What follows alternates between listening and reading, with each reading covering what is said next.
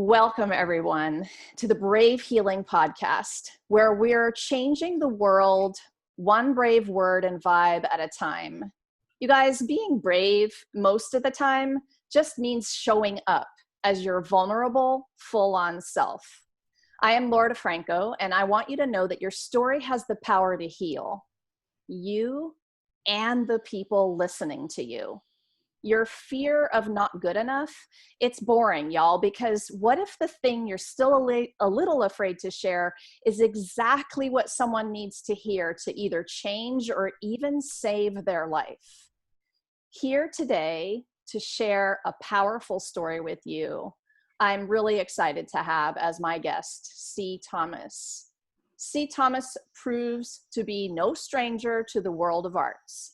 Beginning his career as a serial open mic attendee in 2004, I can relate to that. He has been afforded opportunities to showcase his raw talent to the masses. Named a pioneer of poetry by NUSPA, that's the National Underground Spoken Word Poetry Awards in 2015, C. Thomas has stunned audiences at Studio 2001 Art Gallery, Busboys and Poets, Angelina College, Howard University, Prince George's Community College, Thomas Jefferson University, Old Dominion University, you're gonna make me lose my breath, Eleanor Roosevelt High School, Glen Forest Elementary School, Carlos Rosario International Charter School, and Journey of Faith United Methodist Church. C. Thomas continues to raise his voice through his art, teachings, and advocacy work for the benefit of child abuse prevention awareness, Black Lives Matter, mental health, SGL, same gender loving, and the LGBT plus community, which he is proud to be a part of. You'll find him, you guys. I'm going to link you up after the show at imcthomas.net. Woo! Welcome, C. Thomas. Hey, how are you? Thank you for having me. Thank you, thank you, thank you. I'm happy to have you here. So, you heard that bit about how I shared about stories heal. So what's your story? And what's my story? I am the youngest of 5 children. My mother passed away when I was 10. That started the whole broken emotion, broken feeling interruption in my life, with being my main source of compassion. And to have that stripped away at a young age, how do you process? How do you deal? What do you begin to do with that as a child? Those emotions that you have no control over. So one thing, is just having to be trying to still hold on to a childhood, but still processing my mother's death. I ended up living with one of my siblings and her husband. My brother David and I should say, ended up living with one of my siblings and her husband. And with that, he and I experienced abuse on every level, except for him on every level except for sexual. I was molested by one of the friends of the family amongst the other forms of abuse, from physical, mental, and emotional, and verbal. Going through life, of course, you know that it does things to you. It tears you down even further, on top of dealing with the fact that my mother was deceased and not coming back. And just keeping all of those emotions bottled in, and not knowing how to process in a healthy way. Growing up as a teen, I did things. I was very violent. I was very angry. I was very, as a matter of fact, I was very standoffish. I was very also closed in at the same time, which are very normal reactions to someone who experienced a trauma of that nature as a child. My brother David passed away eventually at age 28 and 93, not from the abuse, but from ruptured bowels. And I felt relief for him because he didn't have to go through it anymore. And as strange as this sounds, I held on to that because he was free from going through what he was going through. I mean, I watched him break his nose by punching him in his face. And I felt like I could have done more, but I didn't. And I carried a lot of guilt for a long time because of that, because I never spoke on it. I never told anyone until I was 19. And from there, I'm gonna say No, backtracking, at age 16, made the cute discovery, hey, you're gay. So now I now have those feelings to deal with on top of everything else that was going on. But with me being gay, if that felt more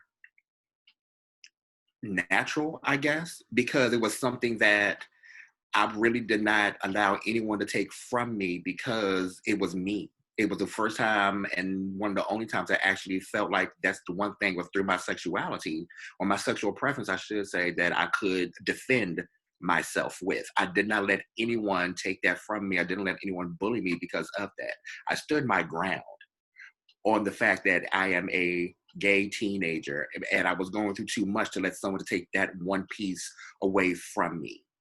So that was an anchor I call these anchors. That was my anchor for me. I held on to that. So fast forward, I began writing poetry and not knowing that it was poetry. And then I was like, okay, it's paper with words. Okay. So in the midst of me writing poetry and I would read it and I would let my other friends read it or let my other friends hear it. And they would be like, and you're feeling all of this? Like, oh my God. Mm. But I still never paid any attention to it because to me, it was nothing more than words on paper. And one thing just led to another. I went to an open mic at age 24. My other sister, because I promise you, she got tired of hearing my poetry. So I think that was her way of telling me, please read it to someone else. Please read it to someone else. And I was nervous. Oh my God, I was so nervous, Laura. And when I read my poem, the host pulled me back up as I really tried to scurry away. I was sweating bullets. I had on a white t-shirt, and I bring the white t-shirt because I was sweating so hard that you could see how drenched that t-shirt was. And she pulled me back up there and she said, these people were really applauding for you. And I didn't hear no one applaud because I was just like, okay, read my poem, let me get off, let me go. Yes. So she pulled me back up and and she told me just to take this in. She said, this is love. This is what love feels like. Take this in. Aww. And from there, that was like a Band-Aid or some sort of first aid, I should say, with that reaction to a poem that really said to me, you have something good. Take it, go with it, use this voice to heal yourself. Begin that journey to letting everything that was done to you go. You're going to block so many things in your life if you don't let these things go. You're going to block so many people in your life if you don't let these things go. These things that you are experiencing or that you have experienced weren't yours to experience. They were someone else's misery, someone else's anger, someone else's mistakes. Do not put that on someone else or put that in place of a blessing. Get rid of it. Use that negativity and find that silver lining in that cloud and use that to transform it, to use your story to heal others as well as yourself. And that's what I've been doing since then. I've published my first book at age 24. Tell us about the book. My first book is titled Moods Ring. That was everything that I was going through. I know as a teenager up into my early adulthood, those poems, very, very, very premature, but very, very raw at the same time. And then it was just an introduction of myself as a young spoken word artist and in me introducing myself to the world of the arts. Then I started my second book I published, which was 4 years later. That's titled Voices Carry. Voices Carry was me starting to deal with, starting to heal from, starting to really look my trauma in its eye and say, you don't have any power over me. And then 3 years later, I wrote Coloring Outside the Lines, which is saying that I've actually accepted who I am. I've accepted the trauma, but the trauma does not hold me. this is what I have done with my trauma, and this is what you can do with your trauma. So color outside the lines. Don't stay inside the box. Society have told you to stay in within. Don't stay inside the box your family told you to stay within. Be that one broken crayon that no one wants to even acknowledge, and show them that you can still color. Hence the title, Coloring Outside the Lines. And my recent one, which was 2017, Bernard's Bedroom, is, Okay, that's the one I saw on your site today. yes. All right, so can we get all these books on your site? Unfortunately not. Okay. Yeah, I had, and I need to bring them out of archive, but I've Yes. archived the previous three. Okay, But okay. Tell us about the last one then. Bernard's Bedroom is Bernard's Bedroom is a look into my life over the span of my years as an artist, as a gay man, as a gay black man who has survived and became an advocate of child abuse prevention. That's what Bernard's Bedroom talks about. It's all of those books really into one, and it's saying this is who he is. He has grown. He has shown us who he is. He is standing firm in all of his C. Thomasness. This is who this man is. That's I love Bernard's it. Bedroom. I love listening to the evolution as you're telling your story, and then the books were coming out. And like you, I heal with my own writing, heal myself.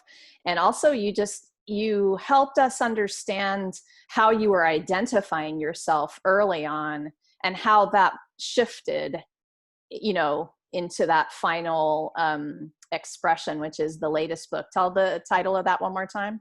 Bernard's Bedroom. Okay, you guys, I know that you can get that book on C. Thomas's website, which is imcthomas.net. And I'll have you linked up in the show notes for all of that stuff, you guys, social and everything. Cool. It's pretty cool to be an author. Yeah. You know what I would say it was a huge challenge at first, because with all my projects, they were all self-funded. And age 24, when I wrote my first book, I was determined to publish this book. And I knew nothing about publishing. I knew nothing about getting the layout of a book. I knew nothing about cover art or anything.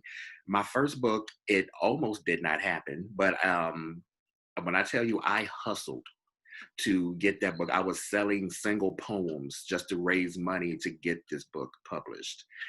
And the cover design, which is a painting from this artist named James, it was actually donated to me by him. Nice. And when I published the book, and I even did the layout for the book, when I got that first book, the manuscript in my hand, I was like, this is real. I'm an author. I'm going to be known. And that's what I kept telling myself. I said, I'm going to be known. That book was a catalyst for so many great things that happened and have come my way. Each book holds its own story of what it's actually given me, or what it's opened, the doors that opened for me, I should say. And it holds a very special place to the building of me. And so, but yes, to answer your question in short, being an author is awesome. Exactly. It's, you think about publishing your book, but it is so much more than just publishing your book. It's so much more, right? If you look at it that way, it's all about how you look at it. I love that. And I know that you have, is that last book all poetry? Do you also have some reflections in there? That book is all poetry. Okay. Funny you say that, because the book that I'm working on now, it actually does have some reflective moments. Awesome. Yeah. We taken from my journal that I'm actually going to put in the book. That's perfect. I think that's so awesome. I did some similar writing, and I got feedback about that, about the reader just really being interested in sort of what's in your head as you're writing this, these beautiful words for them.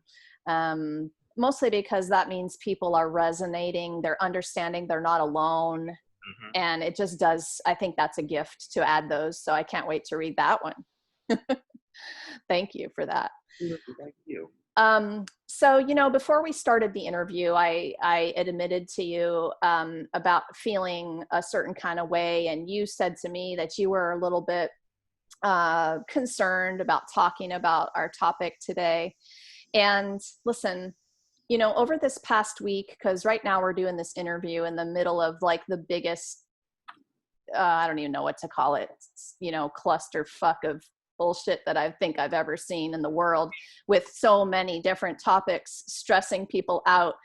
But what happened to me was I started to question my own mission. Like, what could one white woman do by sharing these kinds of words and stories? And what I'm left with today, and I'm so incredibly grateful to you to have this conversation about, is that you know, it's not really a question whether white people are racist or not. We all are, even the truly heart-centered, compassionate, empathetic, badass people, because we've been brought up, conditioned, and taught these things, whether we knew it or not at the time. And it's really more of a question, and I heard you say it earlier, about awareness, about the level of consciousness we're practicing around this topic now, and helping the people we hang out with to practice that too, right? So talk to me about how to make some room at the table for this topic right now. Well, one thing that I'm going to say is I'm a firm believer of owning your own bullshit. And if we own our bullshit, that I think it will make things a whole lot easier. And one of which is a lot of white people don't want to acknowledge the fact that they are racist. They don't want to acknowledge the fact that they have a privilege that Black people do not have. They don't want to acknowledge that their privilege actually gets them things that Black people should also benefit from. And it's very disheartening, it's annoying, it's very in your face because they slap you with it in your face, and it's pathetic. Making room for it at the table is having these types of conversations here on these platforms. Brave healing. Let's heal from this. What do you as a white person have that makes you better than me as a Black person? What do you have other than the fact that your skin color has given you a lot more advantages than us? We're seen as animals. There's a hashtag on Twitter right now, animals, and it's about Black people. Twitter has yet to take this down. TikTok has removed every Black Lives Matter hashtag, or every hashtag that's supporting what's going on right now with George Floyd, Breonna, Ahmaud Arbery. They have removed all of these hashtags, yet and still TikTok is allowing videos to be shown that have racism in it. Yeah. But no one wants to talk about that. No one wants to even disengage from that. These are things that are actually being swept under the carpet that should not be swept under the carpet.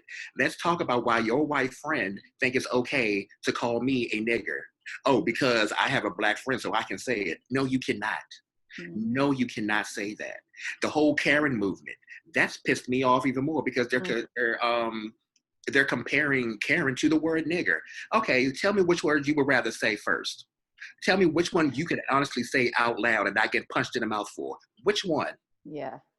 Like, I'm tired of it. And yes, the whole Karen movement is a true movement because, one, Karens are calling police officers on Black men in the park. Karens are calling police officers on little kids who are selling lemonade. Karens are calling police officers on families having a barbecue, a peaceful barbecue in parks. This is why we are bringing awareness to it. So you can get mad over being called Karen all you want. I don't care, because this is what you're doing. And you're mad more so because we're calling you out on your bullshit and we're not backing down in fear because of it. You know, so you're making me think of even just kind of in the healing world, we talk a lot about waking people up. And, you know, I don't know how you feel about it. It's like the people that need to be woken up the most don't necessarily end up being the people that do wake up. Like, and so we as a, you know, healer group, we want to be able to guide that process in the best way possible. Sometimes, though, I had to keep getting back to the fact that it's really just about being the model, because you can't force it on anyone, you know, but you do have to be a model that at least you have the possibility of waking people up in how you are being in the world, right? And so sometimes that whole journey of, you really like 5 or 6 reallys want to wake people up to the problems, but then the louder you shout about it, the deafer they get. So I don't know. What are your thoughts about that? I don't want to say the deafer they get. I want to say that they just don't care. Yeah, which is sad. They just don't care. And they don't care because they don't have to wake up in black skin. They don't have to wake up in black skin walking out the door every day and worried about if it's going to be a bullet put in the back of their head by a police officer or by a white supremacist because of the color of their skin. They don't have to walk out the door every morning in black skin and be looked at as game, wild game, to be hunted. They don't have to worry about that. All they have to worry about is a skinny latte and a yoga mat and walking their dogs. That's all they have to worry about. Essentially, they don't have to care, so they don't care. Right, pretty much. And yeah. Jane Elliott is one of my favorite anti-racism activists. I love her. And I'm paraphrasing what she said. She held a lecture, and in this lecture, she asked, in a room full of white people, she asked, stand up if you would like to be treated like a black person in America. And mind you, I'm paraphrasing. And she says, maybe you didn't, she said, no, you didn't understand the question. Stand up if you want to be treated like a black person in America. Nobody in that room stood up. And she concluded with, that's just what I thought. And this lets me know that you know what's going on, but you don't care with what's going on. And that's exactly what's going on. There are so many eyes, white eyes, that are actually open to this. And they just look and they don't care because they know they will not have to suffer from that. They can go home and wake up and go to sleep and not worry about that happening to them. Okay, so this gets right into something, you'd like to help people understand, that remaining silent isn't an option if you call yourself an ally. So this is a perfect kind of segue into that idea. Talk to me about that. Yes, if you remain silent and you call yourself an ally, you're not an ally, you're a lie, because you're just sitting by watching what's going on and you know what's going on and you're turning a blind eye and a deaf ear to the situation while calling yourself an ally. You're not being an ally. An ally is someone who actually throws themselves in the trenches with us. An ally is someone who holds their brothers, their white brothers and sisters accountable for their bullshit, call them out on their bullshit and make them know that their bullshit is bullshit. An ally is what you see right now out here in the streets with us, forming human chains so the police officers won't touch us while demonstrating peacefully how we feel. That's an ally. An ally will take a bullet, will take a punch, will take a kick to us figuratively and literally for us. That's an ally. If you're just staying that, or just going along with the punches because it's a trending thing to look cool to be out there, no, then you're in the way and you're part of the problem. And it's annoying because we do too much to make sure, and when I say do too much, we do too much to code switch to make sure that nothing happens or nothing is said to us. And I quite frankly, I don't code switch no more. I stopped code switching ages ago because why? It doesn't get me anywhere. And even if I'm light-skinned, and I know because I am light-skinned, and one of my friends told me this, because you're light-skinned, they look at you differently. I said, no, they don't look at me differently. I said, I am still a nigger to them, period. I said, so my skin color does not matter. But you look at me, but you, sir, are looking at me as if I am going to advance because of it. I said, no, and that's not fair. And the person that said this to me was a white man. And I had to let him know that's not the case. That is not the case at all. And I was like, and with you, I said, that's even racist for you to even say that to me and think that it's okay to say it to me. So I stopped code switching a long time ago because they don't give a damn. I want to understand code switching. Code switching is... Code, C-O-D-E? Yeah, code switching. Okay. Code switching is basically turning off your blackness to accommodate white people. Okay. Sorry, That's what. I heard another word, and so it wasn't making sense. I heard cold, like cold. Oh yeah, it's code. Okay, I'm sorry. code switching. Thank you. Um, I know that there's so much going on with this that it is really exhausting. And I know that the levels of anxiety and sadness are, there really are no words to describe how deep people are feeling those things. It's in our bodies, you know, we can feel it. And I wonder if, what are your tools? What are you practicing right now to help yourself?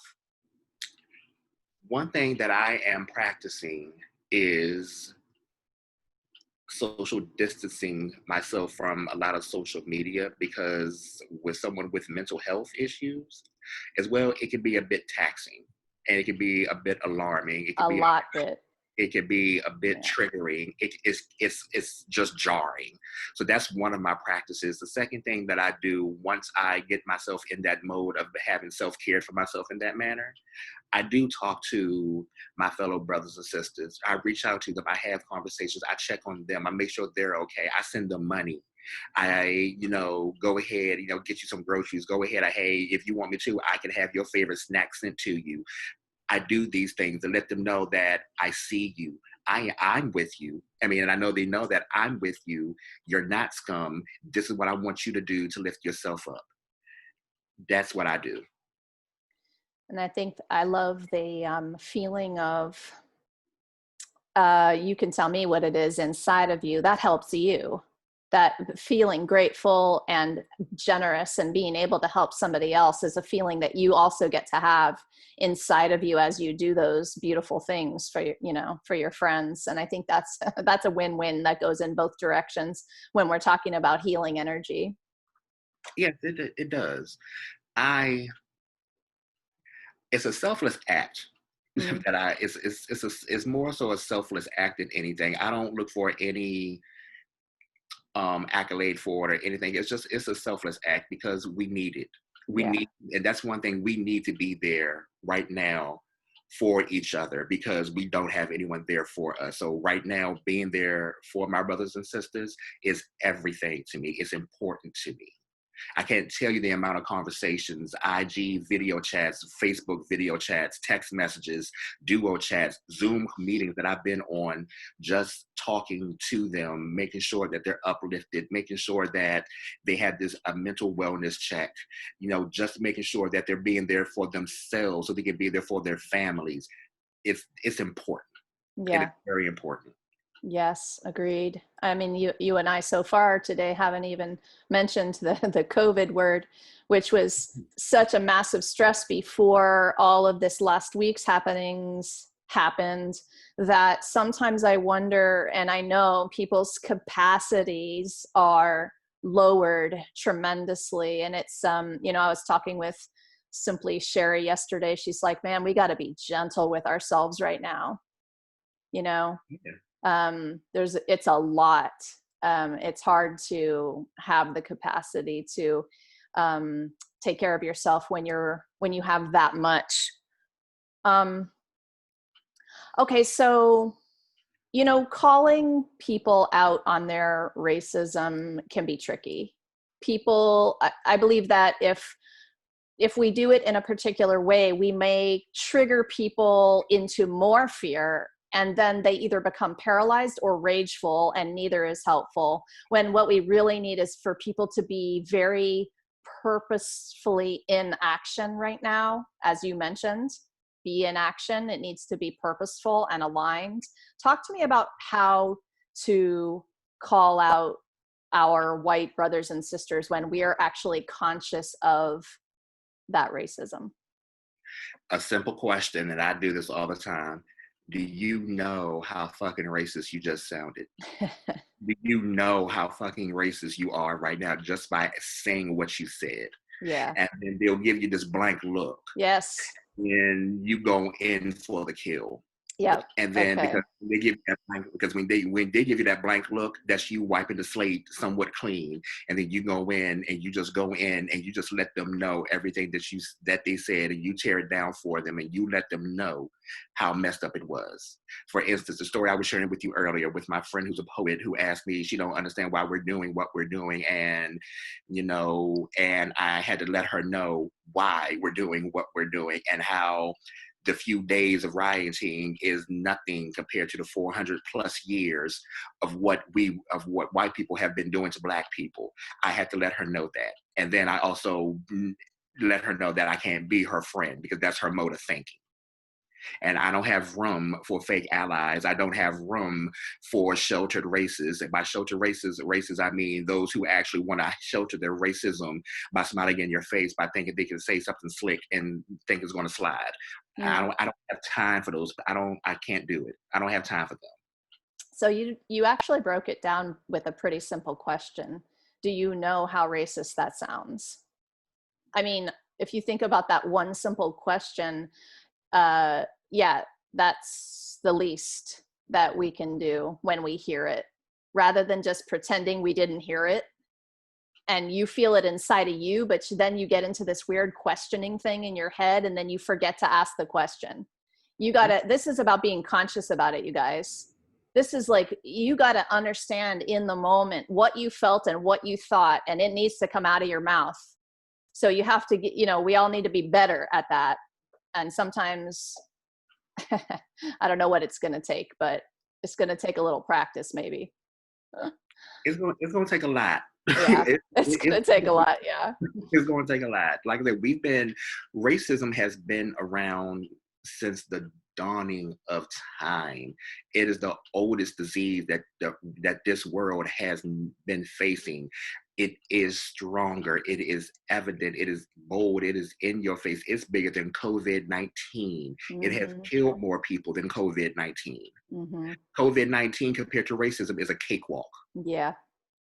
I was having a conversation with someone just this week about everything. And because of what you just said, his answer to my question, which was, then what do we do if it is that huge? It feels impossible. It feels hopeless. So I'm asking you, not that I think you have an answer, but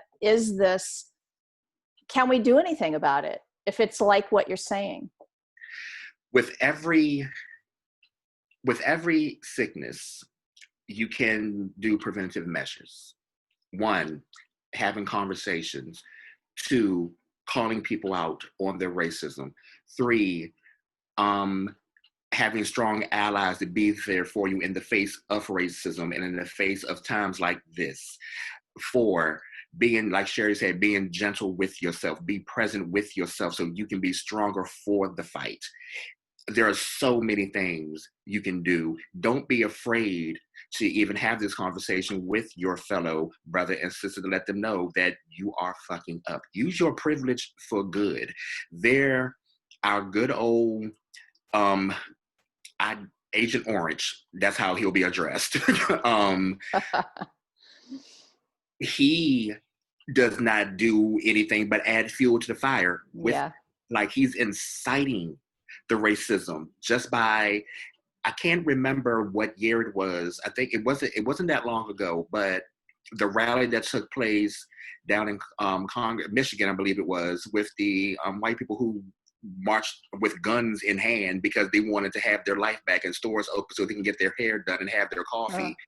And he said, well, maybe the governor in Michigan, these are good people, and just have a little bit of leeway, make a deal. Hence to now, where Mr. Floyd has been murdered by a police officer, and then now all of us Black people are just going off in a tangent because that's what we're described as, just going off. And the first tweet he won't come out with, these thugs, and it's just like the difference of care. There's no care. Yeah, there's no awareness at all. And care, you have to have some amount of awareness to have any care. Well, here's the thing. There is awareness, but the awareness that he's promoting is the awareness of him being a bigoted white man. So that's his awareness. Yeah. It's a He's very, choice. right. He's very much aware of how which way he wants to steer his awareness. Correct. Yeah. About control. Anything else you want to say about this? And then I've got a poetry question for you. Absolutely. um, let's see. I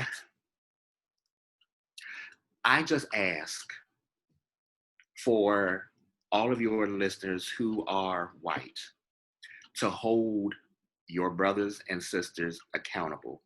Do not let them slip through the cracks. If you are a true ally, if you are a true ally, you will pull them up and you will gather them and you will let them know that it is fucked up for what they said and for what they feel and then for what they're doing. You will let them know. You will hold yourself accountable in these moments as well. You will educate yourself versus assuming, versus thinking you know something about a situation, or thinking because you have a Black husband and a child who's biracial that you can say and feel and do certain things. You will hold yourself accountable and educate yourself on that before opening your mouth. I was talking to somebody else yesterday, and we just got into a conversation about assuming, and it was more about just even assuming what the other person needs in this moment, and came around to a very beautiful, simple question. Again, so simple. Just ask, what do you need right now? What can I do to help you right now? And it's just simple, open-ended questions. Yeah. That will drive an answer in the right direction, and that will change the mind frame in the right direction. That's all it is. That's why I asked that question. Do you know how fucking racist you sound right now? Yeah. Because you're putting the responsibility back on that person. Yeah. I like it. I like simple questions that make people wake up a little bit and also are open-ended and make space for people to answer. I thank you for those. Well, thank you. So I really can't finish today without a poem, man. Like, I didn't warn you, but I'm really hoping that you've got something for us. I love listening to your poetry, by the way. It's magical for me. It comes from the center being of your core soul, and I feel that every time I hear it or read it. And I just want you to know that. So I was hoping you had one for us or could grab one for us real quick. I can. Okay. I'll do How to Gentrify Laundry. All right. Separate clothes, whites from colors. No mix matching, never blend. Fill machine with hot water. Add whites, whites only. Bleach to make whiter, brighter, pure. No color guard, no rings around the collar. Wash all dirt away, stains not wanted. This is when whiteness matters. Rinse well, spin cycle, hang to dry. White sheets in the wind. Cool, crisp, privileged, full of life. How to Gentrify Laundry. I'll snap a couple times. Hopefully they can hear my snaps right now. Thank you for that. Thank you for that. You guys, don't forget to hop over to imcthomas.net right now and go grab his latest book, please. Read the beautiful poetry. And C. Thomas, I just want you to know I'm grateful to you for being here. Thank you so much for what you're doing in the world and really for being here with me to share it today. Absolutely. Thank you. Thank you for having me. You guys, lastly, I want you all to remember you were born, so you're worthy. Your message matters. What if the thing you're still a little afraid to share is exactly the thing someone needs to hear to change or even save their life. It's time to be brave, you guys. See you next time. Thank you.